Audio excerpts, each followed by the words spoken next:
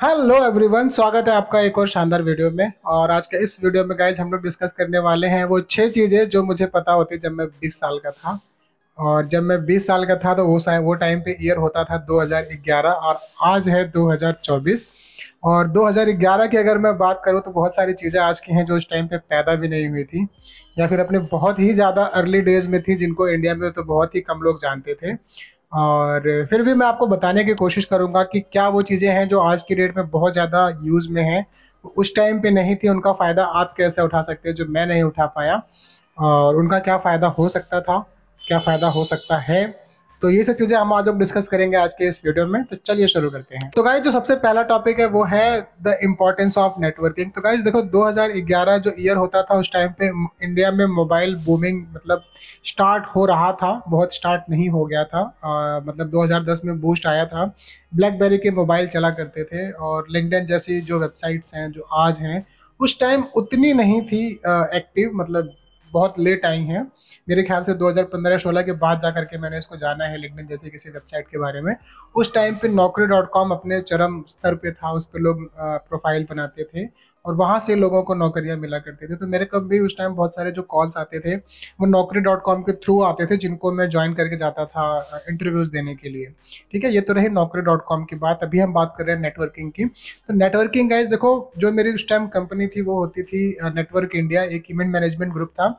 और वो लोग मेदांता द मेडिसिटी हॉस्पिटल है गुड़गांव में, उसका हम लोग काम किया करते थे। तो डॉक्टर के इनविटेशन कार्ड बना के हम लोग दिया करते थे। आपको स्क्रीन पे कुछ दिख जाएंगे डिजाइन जो मैं उस टाइम बना बना के देता था। और उस टाइम डॉक्टर्स के साथ मेरी बहुत अच्छी बॉन्डिंग हो गई थी, बहुत मतलब बहुत सारे डॉक्टर्स मुझे डायरेक्टली काम देने लग गए थे, उनका मैं काम करने लग गया था। नेटवर्किंग का प्रॉब्लम ये हुआ कि एक टाइम पे जैसे मेदांता का प्रॉब्लम क्या था कि वहाँ पे लोग पेमेंट जल्दी रिलीज होती नहीं थी। अगर आपने काम कर दिया है वेदांता हॉस्पिटल का तो आपकी पेमेंट कम से कम भी 3 से 6 महीने का समय डिले होके आती थी और बहुत मतलब बार बार चक्कर काटने पड़ते थे। वो एक दिमाग में मेरे नोशन बना था। नेटवर्किंग बेशक मेरे डॉक्टर्स के साथ थी, उन्होंने मुझे प्रॉमिस भी किया था कि यार हम तुमको टाइम पे पेमेंट करवा देंगे।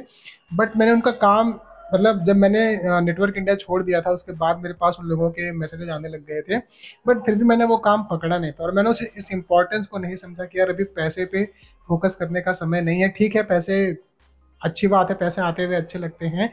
कि अगर पैसे नहीं आएंगे तो प्रॉब्लम हो सकता है, but at the same time networking is something वो आपको कंटिन्यूअस आपको काम ला के दे सकता है जिससे पैसे, क्योंकि वो लोग पर्सनल लेवल पे काम करवाते थे, पर्सनल लेवल पे पेमेंट कर भी देते थे। ठीक है, तो वो एक ऑप्शन था जो मैंने लूज किया वहां पे। मैंने न सिर्फ उन लोगों के साथ नाता तोड़ा बल्कि मैंने बाहर भी इतने अपने बारे में किसी मार्केटिंग नहीं करी अपनी कि यार देखो मुझे ये काम आता है। या नेटवर्किंग को मतलब मैं थोड़ा शाई पर्सन रहा हूँ और मैं इंट्रोवर्ट टाइप रहा हूँ, तो नेटवर्किंग के मामले में मेरा उतना अच्छा वो रहा नहीं है जो एक नॉर्मल जो एक्सट्रोवर्ट टाइप लोग होते हैं। अब यहाँ पे इंट्रोवर्ट और इंट्रोवर्ट एक्सट्रोवर्ट भी आ जाता है, आपकी पर्सनालिटी कैसी है। और मैं आपको फोर्स नहीं करने के लिए फोर्सफुली नहीं बोलूंगा कि आपको, अगर आप इंट्रोवर्ट हो तो आपको फोर्सफुली आपको जाके बाहर लोगों को अपने बारे में बताना चाहिए, मार्केटिंग करनी चाहिए। Of course that not a good practice, but at the same time आपको थोड़ा सा ओपन होना पड़ेगा कि इनडायरेक्ट वे में आपको लोगों को समझना पड़ेगा कि यार किस तरीके के लोग मेरे साथ फ्यूचर में मेरे काम आ सकते हैं। नेटवर्किंग का मेरे को बहुत नुकसान हुआ, बहुत ज्यादा नुकसान हुआ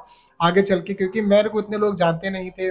एक टाइम आया जब कॉर्पोरेट में ये रेफरल का चलन चालू हो गया था 2014-15 में।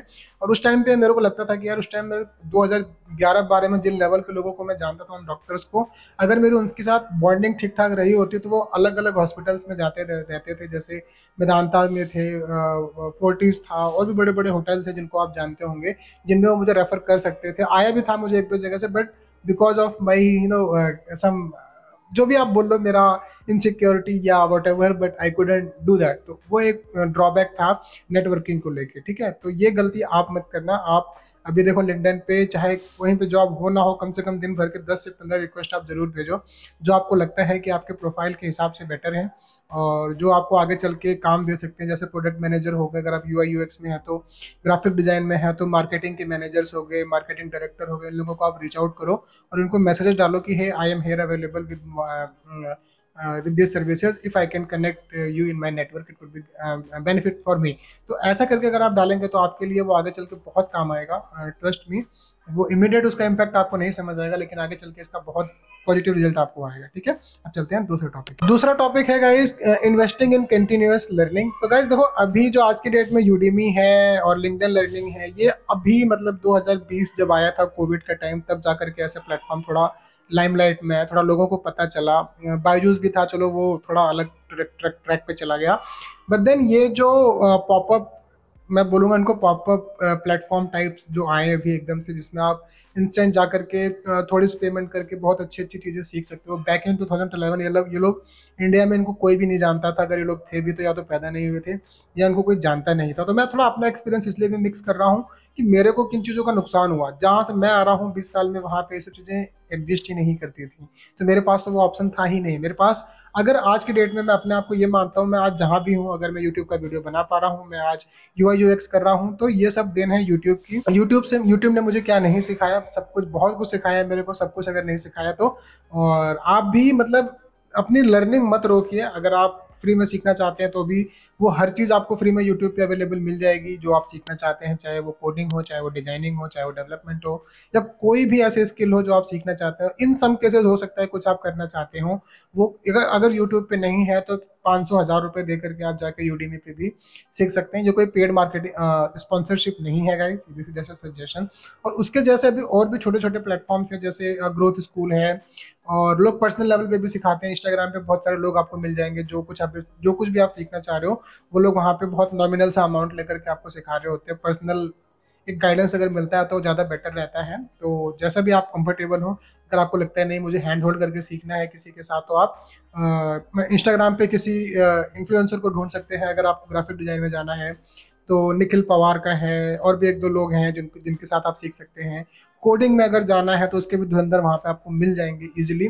तो आप देखिए कौन आपको ज़्यादा ऑथेंटिक लगता है, किसकी बातें आपको ज़्यादा समझ में आती हैं। सबके फ्री में कंटेंट अवेलेबल होते हैं यूट्यूब पे। जितने भी लोग अपना पेड मार्केटिंग करते हैं, पेड अपना कोर्सेज बेचते हैं, उनके फ्री वाले कंटेंट अवेलेबल होते हैं। तो उनका पहला फ्री वाला कंटेंट जा करके देखिए, एक्सप्लोर कीजिए किसका कंटेंट आपको ज़्यादा समझ में आ रहा है, और उसका ही आप, अगर आपको लगता है ज़रूरत है पेड वाले की, तो पेड वाला कोर्स लीजिए।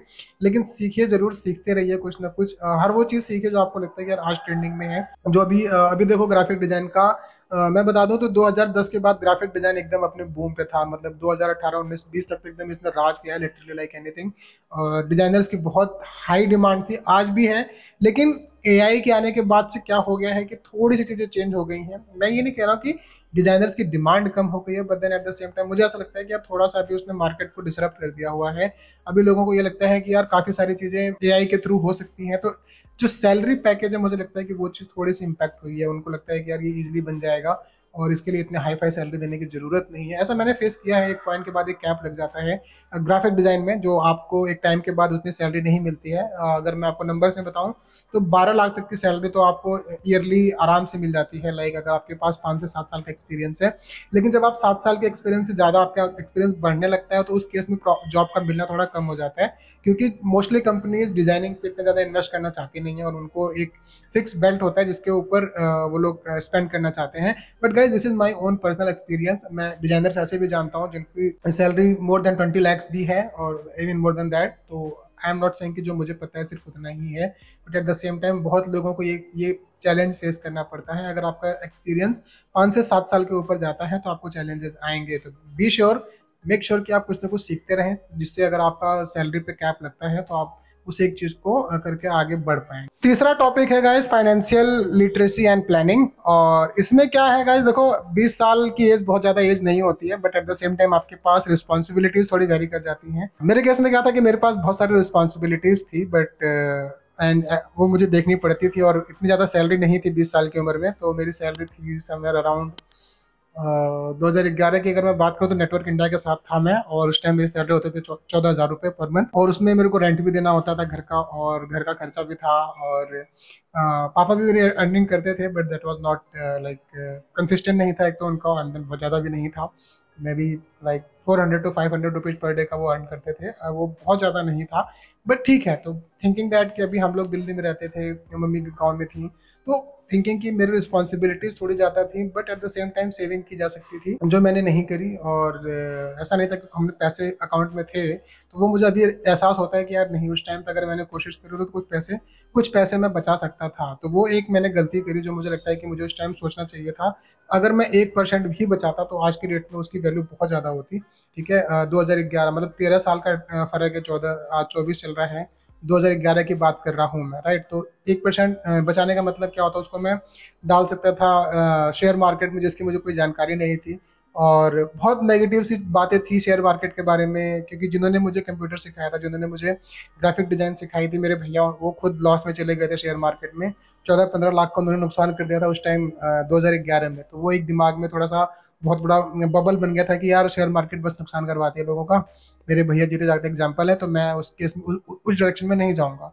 तो एंड देन इतनी ज्यादा उस टाइम पे नॉलेज अवेलेबल नहीं थी उतनी रेडली, इतने यूट्यूबर्स मार्केट में अवेलेबल नहीं थे, इतनी जानकारी देने वाले उस टाइम पे नहीं थे, या मैं उतना रेडी नहीं था उस चीज को समझने के लिए कि यार 1% भी जाए, अगर 14,000 का 1% आप निकालो तो महीने का 1,400 रुपये समथिंग आएगा। आई एम नॉट श्योर ये 10% 1,400 है, फिर मैथ थोड़ी वीक है, आप कैलकुलेट कर लेना जितना भी आता है। बट उस टाइम पे आप सोचो, मतलब मुझे नहीं पता आज की डेट में उसकी वैल्यू क्या होती, बट वो एक ऑप्शन था जो मैंने लूज किया।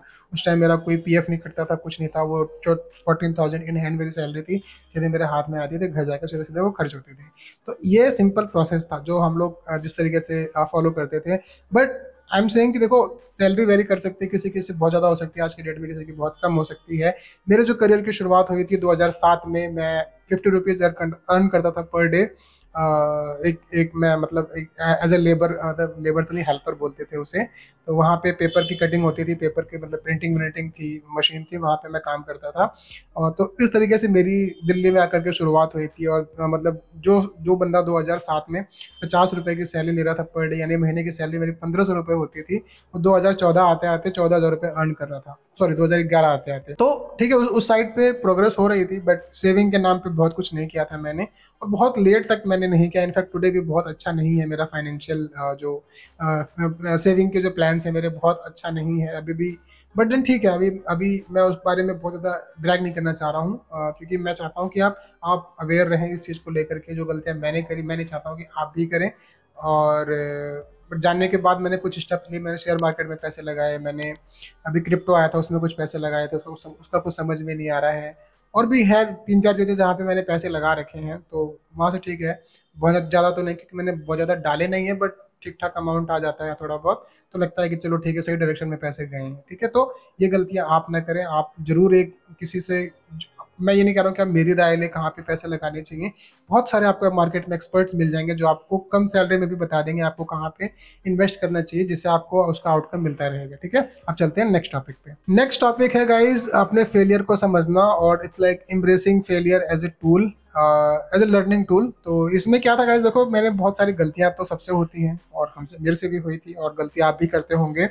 और गलतियों का मतलब ये है कि जैसे कंपनी में आप लॉयल बन जाते हो, आपको लगता है कि नहीं यार, यहाँ पे मुझे सब कुछ मिल रहा है, कुछ और सीखने की जरूरत क्या है, यहाँ पे ठीक ठाक सैलरी मिल रही है, लोग अच्छे हैं, और ठीक ठाक सब चल रहा है, अपने कंफर्ट जोन में आ जाते हो। एंड देन फिर आपको अचानक से कोई, आप कहीं पे इंटरव्यू देने जाते हो, फिर कोई क्वेश्चन आता है जो आपको लगता है इस बारे में तो मुझे पता ही नहीं है, और फिर वापस आके आप उसको सीखते नहीं हो, और फिर दोबारा कहीं जाते हो, वहाँ पे भी कुछ आता है, आपको लगता है कि वो भी मुझे नहीं आता है, फिर वापस आकर के आप उसको नहीं सीखते, उसके बारे में सोचते नहीं हो कि यार। तो ये एक गलती मेरे से हुई थी कि मैं उन चीज़ों को मतलब थोड़ा लेट मैं समझा, लेकिन मैंने इस चीज़ को समझ लिया था कि यार ऐसे नहीं चलने वाला। अगर मेरे को कंपेटिटिव मार्केट में उतरना है तो समझना पड़ेगा कि मार्केट में चल क्या रहा है, और मैं किन किन पार्ट्स पे फेल हो रहा हूँ, और उसको कैसे बेटर किया जा सकता है। तो मैंने उस चीज़ को आकर के इमीडिएट, मैं 3-4 इंटरव्यूज देने के बाद मैं समझ गया था कि यार मैं कहीं ना कहीं बहुत तगड़ा लैग कर रहा हूँ।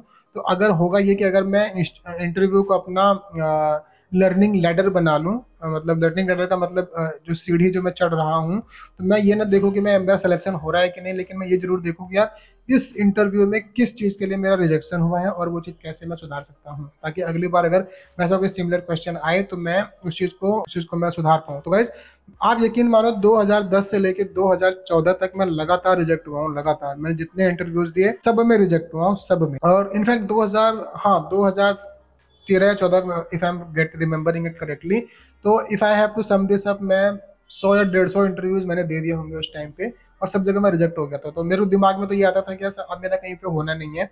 और तो फिर मैंने फिर सोचा कि यार नहीं यार, ऐसे तो फिर बात नहीं बनेगी, बट कहीं ना कहीं इंटरव्यू देते रहना चाहिए। इंटरव्यूज देना मैंने नहीं छोड़ा, और 2014 में मेरे को पहली अपॉर्चुनिटी मिली थी राजेंद्र नगर में, जहाँ पे एज अ कॉर्पोरेट, मतलब नॉर्मल छोटी मोटी जगहों पे तो मैं काम कर रहा था, बट कॉर्पोरेट जगह पे काम करने का मौका मिला था मुझे 2014 में आकर के।